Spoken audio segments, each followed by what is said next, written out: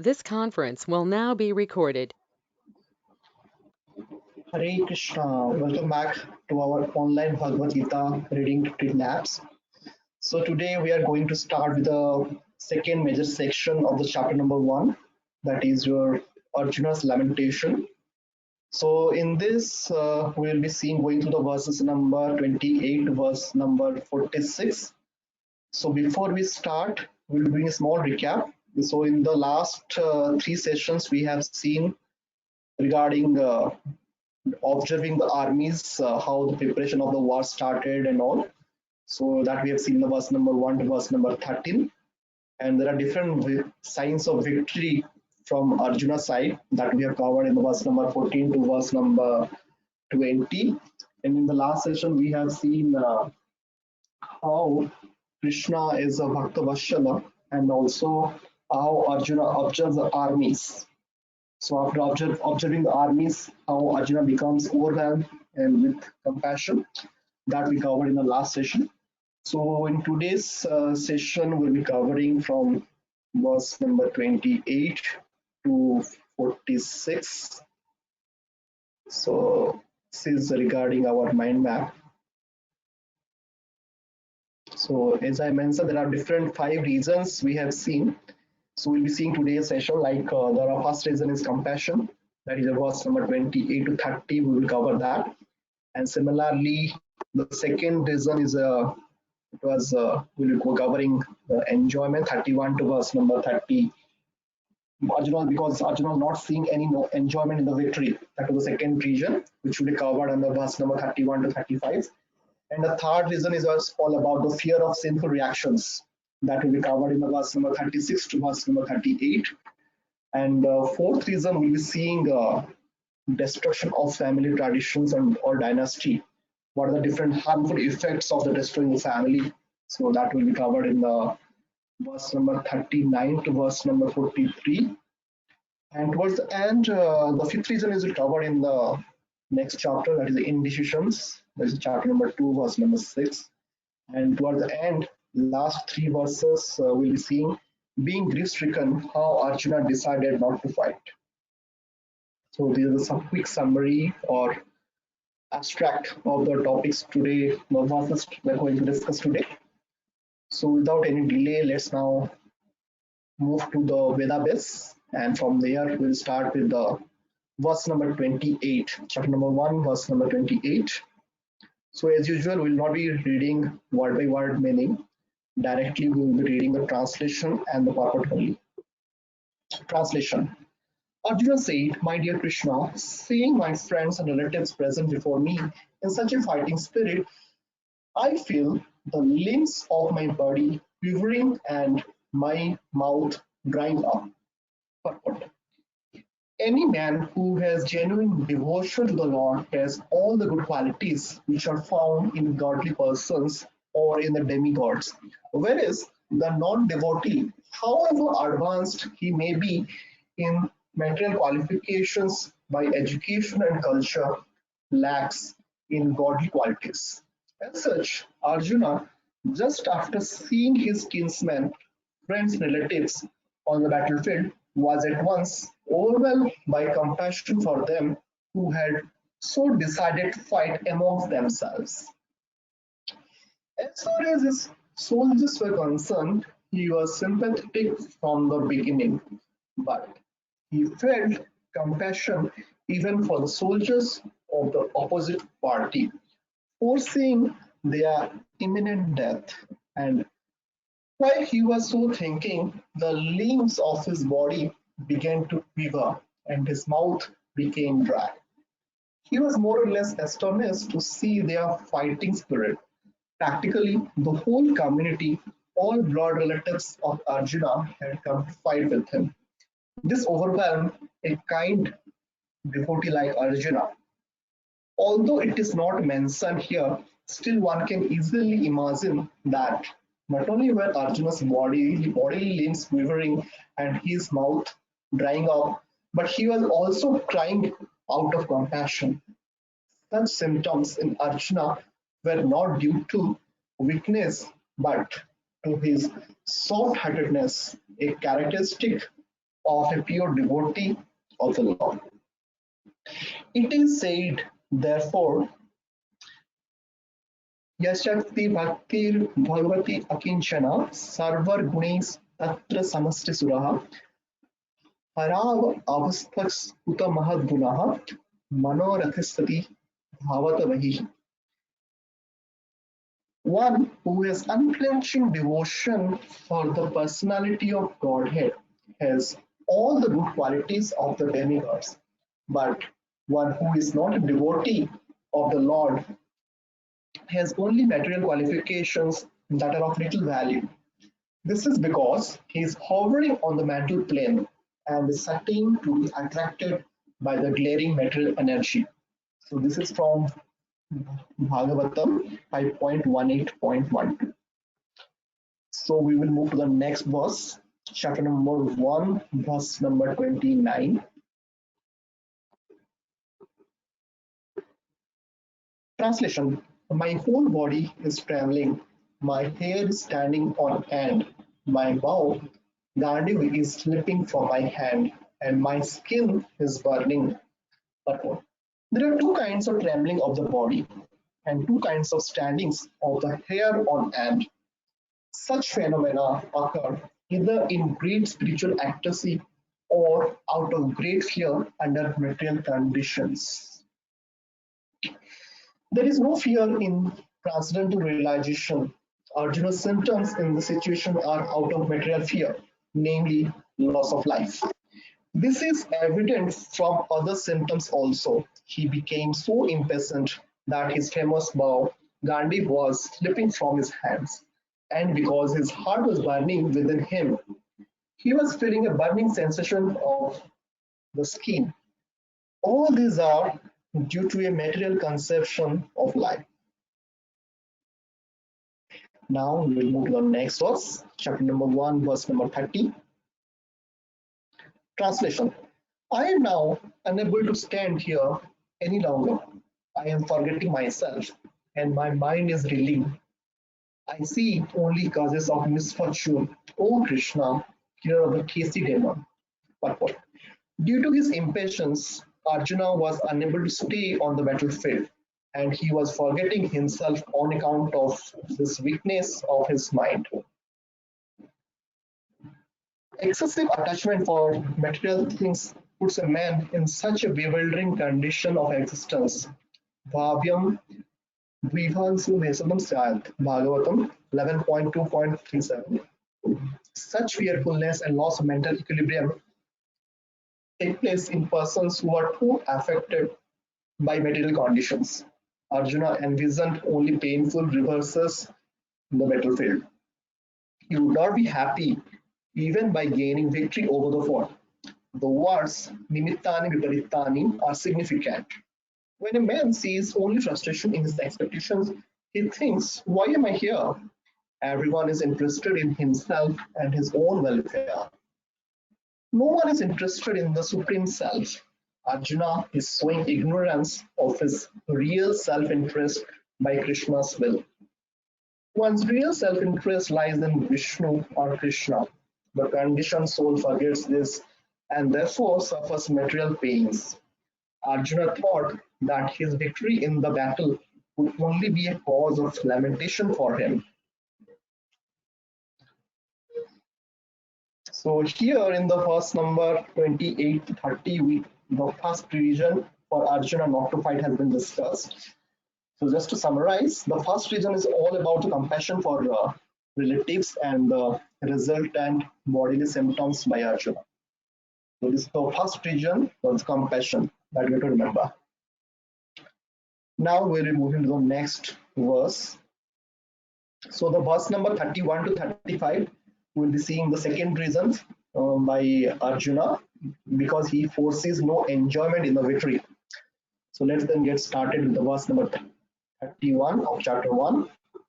Translation: I don't see how any good can come from killing my own kinsman in this battle, nor can I, my dear Krishna, desire any subsequent victory, kingdom, or happiness. Purport. Without knowing that one's self-interest is in Vishnu or Krishna, conditioned souls are attracted by bodily relationships, hoping to be happy in such situations. In such a blind conception of life, they forget even the causes of material happiness. Arjuna appears to have even forgotten the moral codes for a Kshatriya.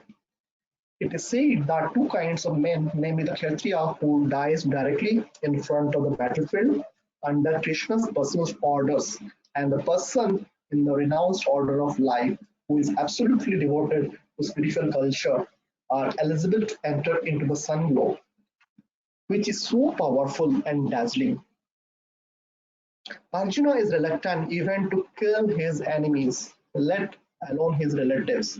He thinks that by killing his kinsmen, there would be no happiness in his life, and therefore he is not willing to fight. Just as a person who doesn't feel hunger is not inclined to cook, he has now decided to go into the forest and live a secluded life in frustration. But in Kshatriya, he requires a kingdom for his subsistence because the Kshatriyas cannot engage themselves in any other occupation. But Arjuna has no kingdom. Arjuna's sole opportunity for gaining a kingdom lies in fighting with his cousins and brothers and reclaiming the kingdom inherited from his father, which he doesn't like to do. Therefore, he considers himself fit to go to the forest to live a secluded life of frustration. Now we'll move to the next verse, chapter number 1, verse number 32 to 35. So all these four verses are combined together here, 32 to 35. Translation. O Govinda, of what avail to us are a kingdom, happiness, or even life itself, when all those for whom we may desire them are now arrayed on this battlefield? O Madhusudan, when teachers, fathers, sons, grandfathers, maternal uncles, fathers-in-law, grandsons, brothers-in-law, and other relatives are ready to give up their lives and properties and are standing before me, why should I wish to kill them, even though they might otherwise kill me? O maintainer of all living entities, I am not prepared to fight with them, even in exchange for the three worlds, let alone this earth. What pleasure will be derived from killing the sons of Dhritarashtra? Arjuna has addressed Lord Krishna as Govinda because Krishna is the object of all pleasures for cows and the senses. By using this significant word, Arjuna indicates that Krishna should understand what will satisfy Arjuna's senses. But Govinda is not meant for satisfying our senses. If we try to satisfy the senses of Govinda, however, then automatically our senses are satisfied. Materially, everyone wants to satisfy his senses, and he wants God to be the order supplier for such satisfaction. The Lord will satisfy the senses of the living entities as much as they deserve, but not to the extent that they may covet. But when one takes the opposite way, namely, when one tries to satisfy the senses of Govinda without desiring to satisfy one's own senses, then by the grace of Govinda, all desires of the living entity are satisfied. Arjuna's deep affection for community and family members is exhibited here partly due to his natural compassion for them. He is therefore not prepared to fight. Everyone wants to show his opulence to friends and relatives, but Arjuna fears that all his relatives and friends will be killed on the battlefield and he will be unable to share his opulence after victory. This is a typical calculation of material life. The transcendental life, however, is different. Since a devotee wants to satisfy the desires of the Lord, he can not willing, accept all kinds of opulence for the service of the Lord. And if the Lord is not willing, he should not accept it for him. Arjuna didn't want to kill his relatives, and if there were any need to kill them, he desired that Krishna kill them personally. At this point, he didn't know that Krishna had already killed them before their coming into the battlefield, and that he was only to become an instrument for Krishna. This fact is disclosed in following chapters. As a natural devotee of the Lord, Arjuna didn't like to retaliate against his miscreant cousins and brothers, but it was the Lord's plan that they should all be killed. The devotee of the Lord doesn't retaliate against the wrongdoer, but the Lord doesn't tolerate any mischief done to the devotee by the miscreants. The Lord can excuse a person on his own account, but he excuses no one who has done harm to his devotees. Therefore, the Lord was determined to kill the miscreants, although Arjuna wanted to excuse them. So we have seen in the to summarize from the verse number 31 to 35, Arjuna is giving the second reason why not to fight by saying he is seeing no enjoyment in the victory. Just to summarize in one sentence. Yeah. So now we will move to the next section, that is your verse number 36 to verse number 38. So here Arjuna is giving the third reason, that is the fear of sinful reactions. So just to recap again, first reason we have seen compassion, and the third reason we see the fear of sinful reactions. So now let's move to the chapter number 1, verse number 36.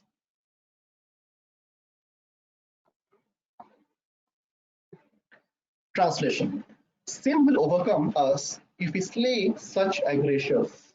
Therefore, it is not proper for us to kill the sons of Dhritarashtra and our friends. What should we gain, O Krishna, husband of the goddess of fortune, and how could we be happy by killing our own kinsmen? But according to Vedic injunctions, there are six kinds of aggressors. One, a poison giver. Two, one who sets fire to the house. Three, one who attacks with deadly weapons. Four, one who plunders riches. Five, one who occupies another's land. And six, one who kidnaps the wife. Such aggressors are at once to be killed, and no sin is incurred by killing such aggressors. Such killing of aggressors is quite befitting any ordinary man. But Arjuna was not an ordinary person. He was saintly by character, and therefore he wanted to deal with them in saintliness. This kind of saintliness, however, is not for a Kshatriya. Although a responsible man in the administration of a state is required to be saintly, he should not be cowardly. For example, Lord Rama was so saintly that people even now are anxious to live in the kingdom of Lord Rama, Ramarajya. But Lord Rama never showed any cowardice. Ravana was an aggressor against Rama because Ravana kidnapped Rama's wife Sita.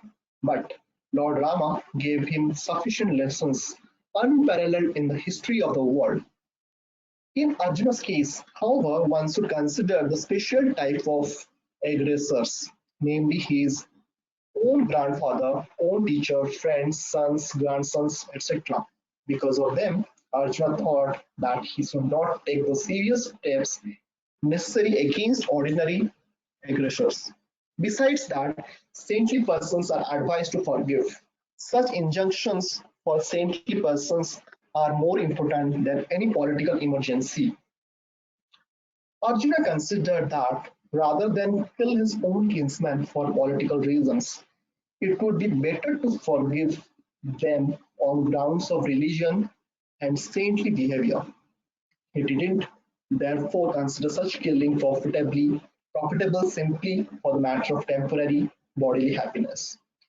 After all, kingdoms and places derived their form are not permanent. So, why should he risk his life and eternal salvation by killing his own kinsman? Arjuna's addressing of Krishna as Madhava, or the husband of the goddess of fortune, is also significant in this connection.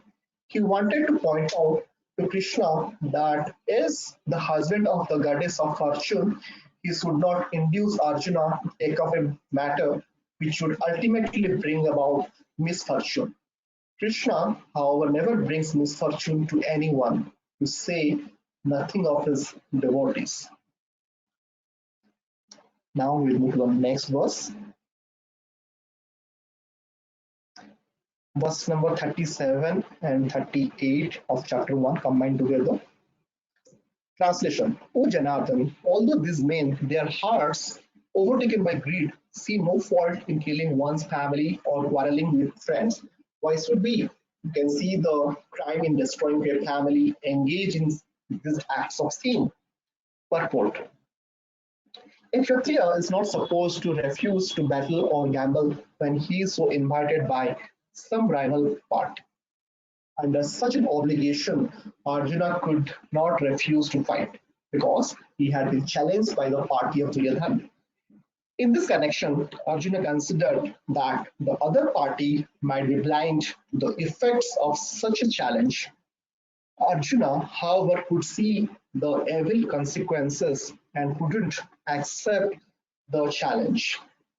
Obligation is actually binding when the effect is good, but when the effect is otherwise, then no one can be bound.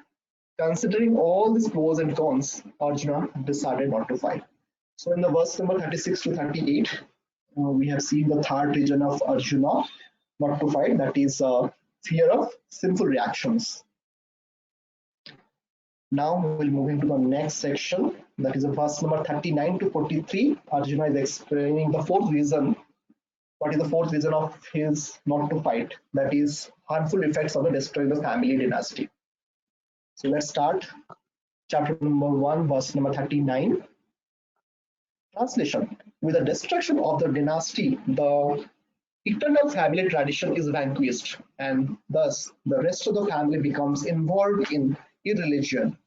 Purport: in the system of the Varnashram institution, there are many principles of religious traditions to help members of the family grow properly and attain spiritual values. The elder members are responsible for such purifying processes in the family, beginning from birth to death. But on the death of the elder members, such family traditions of purifications may stop, and the remaining younger family members may develop irreligious habits and thereby lose their chance for spiritual salvation. Therefore, for no purpose should the elder members of the family be slain. We'll move to the next verse, chapter number 1, verse number 14. Translation: when irreligion is prominent in the family, O Krishna, the women of the family become polluted. And from the degradation of womanhood, O descendant of Vrishni, comes unwanted progeny. Purport: good population in human society is the basic principle for peace, prosperity, and spiritual progress in life. The Varnashram religion's principles were so designed that the good population would prevail in society for the general spiritual progress of state and community. Such population depends on the chastity and faithfulness of its womanhood. As children are very prone to be misled, women are similarly very prone to degradation.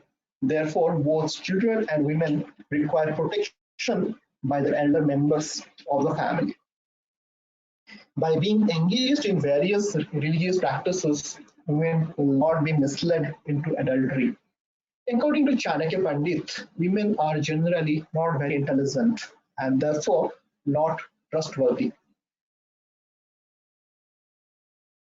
Activities should always engage them, and thus their chastity and devotion will give birth to a good population eligible for participating in the Varnashram system. On the failure of such Varnashram dharma, naturally the women become free to act and mix with men, and thus adultery is indulged in at the risk of unwanted population. Irresponsible men also provoke adultery in the society, and thus unwanted children flood the human race at the risk of war and pestilence. Now we'll move to the next verse. It's chapter number 1, verse number 41. Translation. An increase of unwanted population certainly causes hellish life both for the family and for those who destroy the family tradition. The ancestors of such corrupt families fall down because humans of our offering them food and water are entirely stopped. Purport. According to the rules and regulations of ritual activities, there is a need to offer periodical food and water to the forefathers of the family. This offering is performed by worship of Vishnu because eating the remnants of food offered to Vishnu can deliver one from all kinds of sinful reactions. Sometimes the forefathers may be suffering from various types of sinful reactions, and sometimes some of them cannot even acquire a gross material body and are forced to remain in subtle bodies as ghosts. Thus, when remnants prasadam food are offered to forefathers by descendants, the forefathers released from ghostly or other kinds of miserable life. Such help rendered to forefathers is a family tradition, and those who are not in devotional life are required to perform such rituals. One who is engaged in devotional life is not required to perform such actions. Simply by performing devotional service, one can deliver hundreds and thousands of forefathers from all kinds of misery. It is stated in the Bhagavatam 11.5.41. Devarsi Gutapta Pranam Putranam Naking Puranayam Ranicha Rajan Sarvatma Yaha Saranam Saranam Data Mukundam Parihitya Kartam. Anyone who has taken shelter of the lotus feet of Mukunda, the giver of liberation, giving up all kinds of obligation, and has taken to the path in all seriousness, who is neither duties nor obligations to the demigods, sages, general living entities, family members, humankind, or forefathers. Such obligations are automatically fulfilled by performance of devotional service to the Supreme Personality of Godhead. Now we will move to the next verse, chapter number 1, verse number 42. Translation. By the every deeds of those who destroy the family tradition and thus give rise to unwanted children, all kinds of community projects and family welfare activities are devastated. Purport. Community projects for the four orders of human society combined with family welfare activities as they are set forth by the institution of Sanatana Dharma or Varnashrama Dharma are designed to enable the human being to attain his ultimate salvation. Therefore, the breaking of the Sanatana Dharma tradition by irresponsible leaders of society brings about chaos in that society, and consequently, people forget the aim of life, Vishnu. Such leaders are called blind, and persons who follow such leaders are sure to be led into chaos. Now we move to the next verse, chapter number 1, verse number 43. Translation. O Krishna, maintainer of the people, I have heard by disciplic suction that those whose family traditions are destroyed dwell always in hell. Arjuna bases his argument not on his own personal experience but on what he has heard from the authorities. That is the way of receiving real knowledge. One cannot reach the real point of actual knowledge without being held by the right person who is already established in that knowledge. There is a system in the Varnashram institution by which, before death, one has to undergo the process of atonement for the sinful activities. One who is always engaged in sinful activities must utilize the process of atonement for prayashchitta. Without doing so, one slowly will be transferred to hellish planets to undergo miserable lives as the result of sinful activities.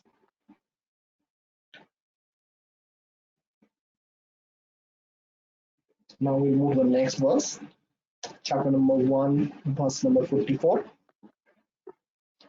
Translation. Alas, how strange it is that we are preparing to commit greatly sinful acts, driven by the desire to enjoy royal happiness, We are intent on killing our own kinsman. Purport. Driven by selfish motives, one may be inclined to such sinful acts as the killing of one's own brother, father, or mother.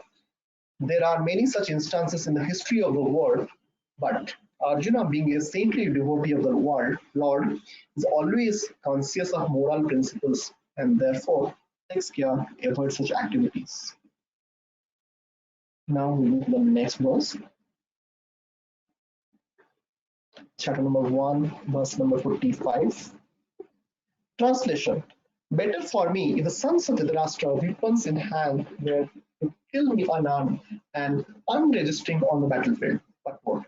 It is a custom, according to Kshatriya fighting principles, that an unarmed and unwilling foe should not be attacked. Arjuna, however, decided that even if attacked by the enemy in such an awkward position, he would not fight.